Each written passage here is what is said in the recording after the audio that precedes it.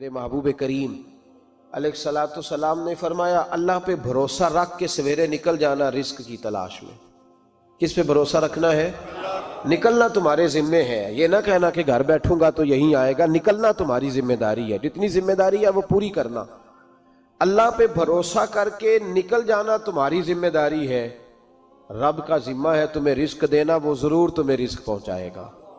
یا رسول اللہ صلی اللہ علیہ وسلم کس طرح پہنچے گا؟ تو ذرا حضور کے لفظوں کا حسن بھی دیکھیے۔ نبی پاک صلی اللہ علیہ وسلم نے فرمایا جس طرح موت تمہیں ڈھونڈ لیتی ہے نا کہ تم کہاں موجود ہو، جب وقت آتا ہے تو انسان پاکستان میں ہو تب بھی آ جاتا ہے، جدہ میں ہو تب بھی آ جاتا ہے، مکہ میں ہو یا مدینہ طیبہ میں وقت پھر بھی آ جاتا ہے۔ فرمایا جس طرح موت تم جہاں بھی ہو تم تک پہنچ جاتی ہے نا، اس طرح تمہارا رزق بھی تم جہاں موجود ہوتے ہو اللہ وہاں پہنچا دیتا ہے، پہنچا دیتا ہے۔ تو یا رسول اللہ صلی اللہ علیہ وسلم کس انداز میں؟ تو فرمایا نکل جانا تمہاری ذمہ داری ہے۔ فرمایا سویرے پرندے بھی نکل جاتے ہیں اور شام کو جب لوٹتے ہیں تو اللہ انہیں پیٹ بھر کے روزی عطا فرماتا ہے، حالانکہ ان کو نہیں پتا ہوتا ہمارا کارخانہ کہاں ہے، ہم نے کہاں جا کے مزدوری کرنی ہے، ان کو نہیں پتا ہوتا کہ ہمارا دفتر کہاں ہے، ہم نے کس آفس میں بیٹھنا ہے، ان کو نہیں پتا ہوتا کہ ہم نے کہاں جا کے مال خریدنا ہے اور کہاں سے ہم نے پھر اس کو دوبارہ بیچنا ہے، انہیں خبر نہیں ہوتی۔ اللہ پہ بھروسہ کر کے نکل جاتے ہیں۔ نکلنا تو تیرے ذمہ ہے کہ نہیں؟ فرمایا وہ تو ڈیوٹی کر، شام کو اللہ جو رب پرندوں کو روزی دیتا ہے وہ تجھے بھی عطا فرمائے گا۔ ایک بات اپنے ذہن میں یاد رکھ لیں، رٹ لیں کہ جو میرے لیے بہتر تھا میرے رب نے مجھے دے دیا ہے، تو بات ختم ہو گئی۔ بس وصل اچھا ہے نہ فراق اچھا ہے، یار جس حال میں رکھے وہی حال اچھا ہے۔ بس جو میرے حق میں بہتر تھا میرے رب نے مجھے، مسئلہ یہ ہے کہ تو اس پہ راضی ہونے کو تیار نہیں۔ حضرت علی کرم اللہ تعالی وجہ الکریم نے میرے نبی پاک کی ایک حدیث بیان کی ہے، اور جناب علی جب یہ حدیث بیان کیا کرتے تھے تو حضرت مجاہد فرماتے ہیں یوں لگتا تھا کہ جیسے حضرت علی ہمیں ہر پریشانی سے نکال رہے ہیں۔ مولا علی شیر خدا رضی اللہ تعالیٰ عنہ فرماتے ہیں کہ مجھے میرے نبی پاک صلی اللہ علیہ وسلم نے ایک طریقہ دیا تھا ٹینشن فری ہونے کا۔ آپ فرماتے ہیں مجھے تو بڑا راس آیا ہے، تم بھی اگر کر لو گے تو تمہیں بھی فائدہ دے گا۔ کہا وہ کیا؟ حضرت علی کہنے لگے محبوب علیہ السلام نے فرمایا تھا لوگو تم اللہ کے دیے ہوئے تھوڑے رزق پہ راضی ہو جاؤ، وہ تمہاری تھوڑی عبادت سے تم سے راضی ہو جایا کرے گا۔ بس تم 2 نفل بھی پڑھو گے تو اللہ راضی ہو جائے گا، تم 1 رکوع بھی سویرے اٹھ کے پڑھو گے تو وہ راضی ہو جائے گا، وہ تمہارے 313 درود شریف سے راضی ہو جائے گا، تم اس کے دیے ہوئے تھوڑے رزق سے راضی ہو جاؤ۔ ٹینشن اس لیے ہوتی ہے کہ ہم راضی نہیں جو اس نے ہمیں دیا ہے۔ وہ حل میں مزید کی جو دوڑ ہے نا، حل میں مزید کی، بے قدرہ کچھ قدر نہ جاتی، کیتی خوب تسلی ہو، دنیا دار پجاری زردے، کتیاں دے گل ٹلی ہو، بک بک روشن اکھیاں تکیو ویکھ حویلی کلی ہو، تے کوچ نصیر اساں جد کیتی پہ جانی تھر تھلی ہو۔ تو یاد رکھیں یہ جو ہے نا مصیبت کے مال آ کیوں نہیں رہا، وہ سامنے والا پلاٹ میرے گھر کے سامنے ہے گھر کے سامنے، پر رجسٹری میرے نام کیوں نہیں؟ یہ مصیبت سانس نہیں لینے دیتی۔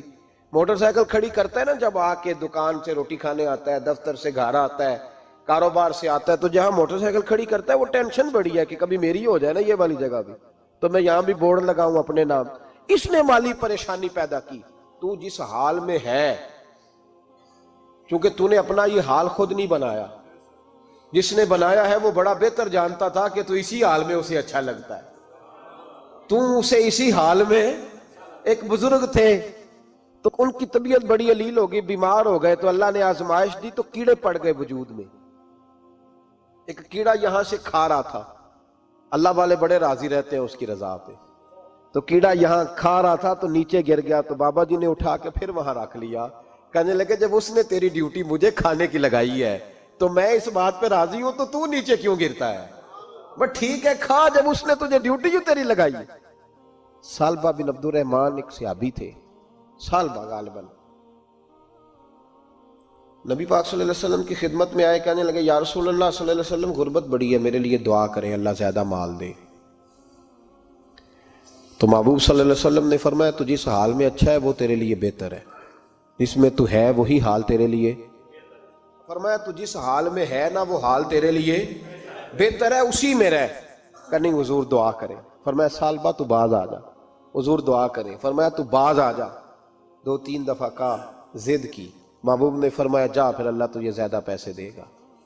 چند بکریاں خریدی، اتنی برکت ہوئی کہ بکریوں کے ریوڑ بن گئے، پھر کچھ بکریاں بیچ کے گائے خرید لی، ان کے بھی ریوڑ ہو گئے، پھر کچھ اونٹ اونٹنیاں لے لی، ریوڑ ہی ریوڑ۔ پہلے 5 وقت مسجد میں آتے تھے، اب فجر اور عشاء رہ گئی۔ پھر مال زیادہ ہوا تو مدینے شہر میں کوئی جگہ ہی نہیں، مدینے سے باہر حویلی خریدی، پھر جمعہ ہی رہ گیا، جمعے کے جمعے آتے۔ زکوٰۃ کا حکم آیا، میرے نبی کریم علیہ السلام نے حضرت ابو ہریرہ کو بھیجا، فرمایا جا اسے کہہ تیری زکوٰۃ بنتی ہے 2.5%۔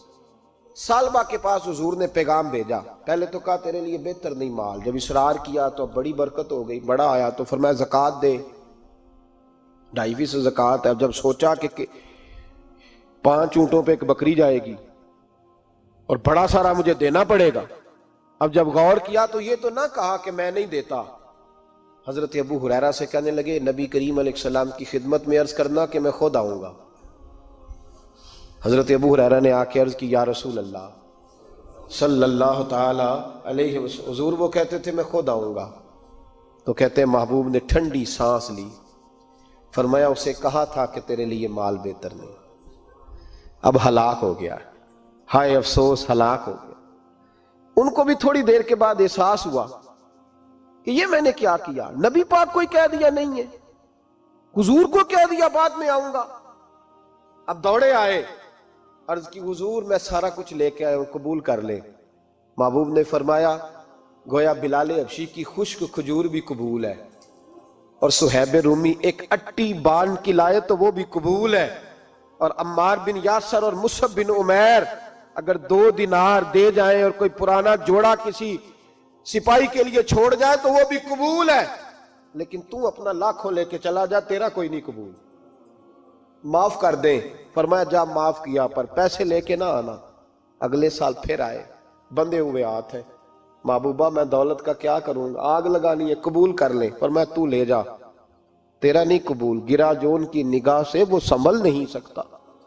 حضور نے وصال ظاہری کیا تو جناب صدیق اکبر کے پاس آئے، لاکھوں کا مال، ابو بکر قبول کر لو، تو جناب صدیق اکبر کہنے لگے اس کا کر لوں جس کا نبی نے نہیں کیا، چل جا کوئی نہیں چاہیے۔ حضرت عمر کے زمانے میں قحط پڑ گیا، بارشیں نہیں ہوتی، غلہ نہیں ملتا، حالات خراب ہے، مالی طور پہ بحران آ گیا، غربتیں، مجبوریاں، تکلیفیں، آ کے روئے، عمر میرا قبول کر لو، مجھے معافی تو مل گئی تھی نا۔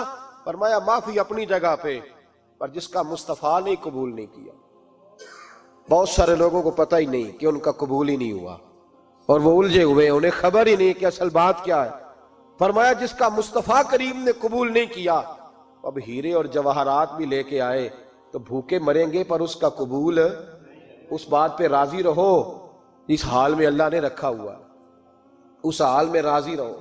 یہ جو مصیبت ہے نا دیکھنی کہ وہ بھی میرے پاس، تمہیں کیا پتا، کبھی پوچھ تو صحیح اس سے وہ کس مصیبت کا شکار ہے، جو مالی طور پہ بڑا امیر ہے، تو اس کی طرف دیکھ کے اپنا دل برا کرتا ہے۔ بس جس حال میں رب نے رکھا ہے اس حال میں رہ۔ حضرت عثمان غنی کے زمانے میں تو وہ وصال کر گئے، لیکن بھائی تو جس حال میں تیرا رب تجھے رکھتا ہے اس حال میں رہ، تیری مالی پریشانیاں ختم ہو جائیں گی۔ اور پھر مالی پریشانیوں کے کچھ اور اسباب بھی ہیں۔ امام شافعی فرماتے ہیں جن گھروں میں لوگ فجر کی نماز کے وقت سوئے ہوتے ہیں ان گھروں میں رزق نہیں آتا۔ آپ فرماتے ہیں فجر کا وقت اللہ کے دینے کا وقت ہے، اس وقت اللہ بانٹتا ہے۔ حضور صلی اللہ علیہ وسلم کا فرمان ہے نا حدیث میں کہ تہجد کے وقت اللہ پہلے آسمان پہ نزول اجلال فرماتا ہے جو اس کی شان کے لائق ہے تہجد کے وقت، اور وہ کہتا ہے مانگو میں تمہیں عطا کروں گا۔ لینے کی باری آئے تو بندہ سمیٹ سماٹ کے اندر گھس جائے۔ ہمارے ہاں یہ ہوتا ہے کہ عشاء کے بعد بچے بیٹھتے ہیں موبائل لے کے، تہجد کا وقت آتا ہے تو ان کی آنکھیں بند ہونی شروع ہوتی ہیں، تو لینے کے وقت تو سویا تھا، تیرا مسئلہ کیسے حل ہوگا؟ بھائی جب کوئی آدمی خیرات بانٹ رہا ہو تو جو پیالہ پیچھے کر لے اسے ملے گا؟ کہتے اس وقت آنا جب میں بانٹ رہا تھا، اب تو کدھر آ گیا ہے؟ مثال دے رہا ہوں، تو فجر کا وقت مانگنے کا ہے، تو ساری رات تو گزر گئی گیمیں کھیلتے، ٹی وی دیکھتے، اور جو لینے کا وقت تھا تو سو گیا، تو کیسے آئے گا تیرے پاس؟ تو اٹھے سویرے، بندوں سے مانگ کے دیکھ لیا، بڑی عزتیں خراب ہوئی، فجر کا وقت اٹھ کے جھولی پھیلائیں۔ میرے رسول پاک علیہ السلام فرماتے ہیں، رب فرماتے ہیں جب بندے میرے آگے جھولی پھیلاتے ہیں مجھے شرم آتی ہے، کیسے خالی واپس کر دوں؟ تو اس کے سامنے جھولی پھیلائیں سویرے اٹھ کے، رزق میں برکت ہوگی۔ اور پھر ایک اور بات، پانچویں بات، رزق میں تنگی اس وقت ہوتی ہے جب ہم مال غلط جگہ پہ خرچ کرتے ہیں۔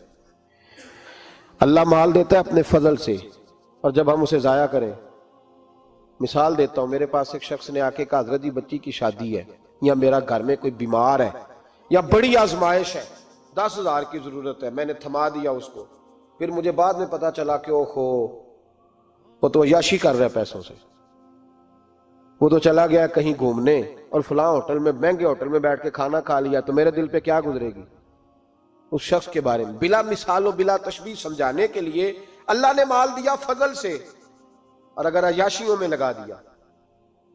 صوفیاء فرماتے ہیں کہ اگر ایک دھیلا تو حرام جگہ پہ خرچ کرے نا، ایک دھیلا، تو 1,00,000 دینار کی برکت تیرے گھر سے اٹھ جاتی ہے، ایک دھیلا حرام جگہ پہ۔ یہ جو گویوں پہ پیسے پھینکتے ہو حلال ہے؟ چلیں بینڈ باجا تو شادی پہ آپ نے اپنی مرضی سے بند کرنا ہے یا بجانا ہے، لیکن گویوں پہ جو پیسے پھینکتے ہو جائز ہے؟ بولے تو وہ پھر کہتے روتے ہیں بعد میں لوگ کہ پتہ نہیں کیا ہوا، شادی کے بعد پیچھے پیچھے آئے۔ تو میں نے کہا شادی کے بعد اس لیے پیچھے پیچھے ہاتھ ہو گیا کہ شرابیں بڑی پی گئی، شادی پہ تباہی بڑی اتری، تو پھر اللہ کی رحمت ناراض ہو گئی۔ اور اس پر میں قرآن مجید کی آیت پڑھتا ہوں، رب فرماتا ہے وَمَنْ أَعْرَضَ عَنْ ذِكْرِي فَإِنَّ لَهُ مَعِيشَةً ضَنْكًا، بڑی سخت آیت ہے۔ وَمَنْ أَعْرَضَ عَنْ ذِكْرِي، فرمایا جب تو میرے تذکرے سے، میرے ذکر سے منہ پھیر لیتا ہے، فَإِنَّ لَهُ مَعِيشَةً ضَنْكًا، تو میں تیری معیشت کو، تیرے رزق کو تنگ کر دیتا ہوں، کہ تیری زندگانی تنگ ہوتی، اور جس کی زندگی اللہ تنگ کرے اس کی کوئی کھول سکتا ہے؟ کہتے ہیں بڑی جگہوں پہ گیا ہوں، بڑی پھوکے مروائی، بڑے دم کرائے، حالات صحیح نہیں ہوتے، تو مسجد آ کے توبہ کر۔ وہ کہہ رہا فَإِنَّ لَهُ مَعِيشَةً ضَنْكًا، اعلان ہے قرآن پاک کا کہ جب تو میرے ذکر سے منہ پھیرے گا، روٹی میری کھائے اور پیسے لے کے عیاشی کرے، مسجد آئی نہ۔ حکم تو یہ ہے کہ جتنی جتنی نعمت بڑھتی جائے سجدے بڑھنے چاہیے، لیکن ہم لوگ سجدے کم کرتے جاتے ہیں، فرض نماز بھی نہیں پڑھتے، پھر رزق تنگ ہوتا ہے، پھر اللہ کے عدل کا نظام چلتا ہے، پھر خرابی ہوتی۔ اس لیے یاد رکھیں قرآن مجید نے حکم دے دیا کہ اگر چاہتے ہو کہ رزق میں برکت ہو تو پھر رزق دینے والے کے آگے جھک جاؤ، پھر رزق دینے والے کے آگے جھکو۔ تو مالی پریشانی کا بہت بڑا سبب یہ ہے کہ ہم مسجد کی طرف نہیں آتے، دین کی طرف نہیں آتے، پیسہ ناجائز جگہ پہ خرچ ہوتا ہے۔ غوث اعظم رضی اللہ تعالیٰ عنہ کی خدمت میں ایک شخص آیا، اس نے کہا حضور بڑی تجارت کرتا ہوں، کام نہیں چلتا۔ فرمانے لگے اب تو اللہ سے تجارت شروع کر دے۔ کیا مطلب؟ فرمانے لگے 10 کمائے تو ایک اللہ کے رستے میں دے، رب کریم اس کے بدلے میں تجھے 70 عطا فرمائے گا۔ اس نے کہا حضور اس طرح کروں؟ فرمایا تو یہ کر کے دیکھ، عبد القادر جیلانی وعدہ کرتا ہے اللہ تیری مدد کرے گا۔ غلام کہتے ہیں وہ 6 مہینے کے بعد آیا، پہلے جب آیا تھا تو پیدل آیا تھا، 6 ماہ کے بعد آیا تو 6 اونٹ تھے اس کے پاس، اور آ کے حاضر ہوا تو کہنے لگا حضور زندگی پتہ نہیں کہاں گزار دی، کاروبار کا تو مزہ ہی اب آیا ہے، اب مزہ آیا ہے کاروبار کرنے کا، اب مزہ آیا ہے۔ کہا 10 میں سے 1 دیتا ہوں، پتہ نہیں کتنا مہربان ہے۔ اور یہ آیت ہے وَيَرْزُقْهُ مِنْ حَيْثُ لَا يَحْتَسِبُ، تجھے وہاں سے دے گا کہ تیرا کبھی گمان بھی نہیں گیا ہوگا۔ روحانی معاملات کو بھی ضرور شامل حال رکھیں، اور مال مانگے اس سے جو بے حساب دیتا ہے، دنیا داروں سے نہیں مانگے، اس سے مانگیں جو دیتا ہے تو پھر بے حساب ہی دیتا ہے۔ دعا کرتا ہوں اللہ ہر گھر میں برکت پیدا کر دے، ہر گھر میں فضل کر دے۔ آخر دعوانا ان الحمدللہ۔